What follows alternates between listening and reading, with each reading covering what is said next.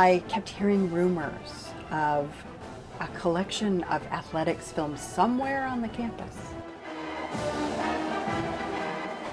So in 2009, I was contacted by the Associate Director of Communications from Intercollegiate Athletics, and he said that they had a collection of film, and did I want to see it? And of course, angels started singing. He took me to Husky Stadium.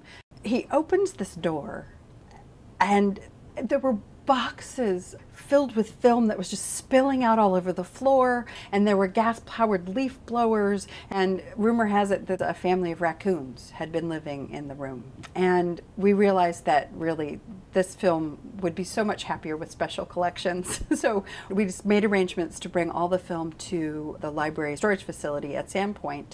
When all was said and done, we realized that we had about 3,100 films and about 4,200 videotapes. The film covers from 1928 to the mid-1980s, and it's football, basketball, a little bit of baseball, one reel of skiing, and the videotapes run from the late 60s to the early 2000s. And the wonderful thing about the videotape collection is it's where all the women's sports are, because Title IX happened in 1972 with right about the advent of videotapes.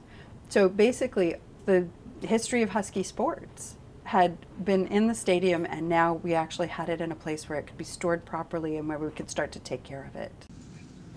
The goal of the Husky Reels project is to organize all of these 7,000 films and videotapes and get an understanding of what's on them, what's important.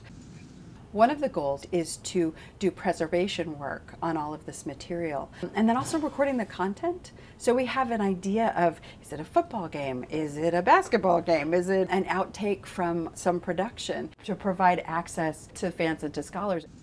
We anticipate that the Husky Reels project, it's going to take about 5 years. Doing the research to find out, what happened in that game in 1977, it seems pretty easy. I mean, I could just say UW versus USC, 1977, I'm done.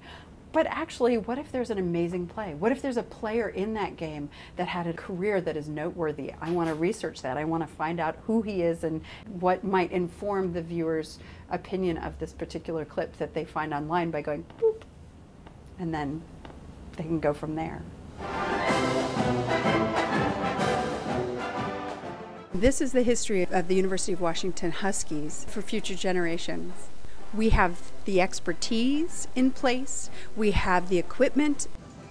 We need to do it now, because if those films sit on a shelf any longer, we're going to start losing them one by one. And once we lose them, we cannot get that history back.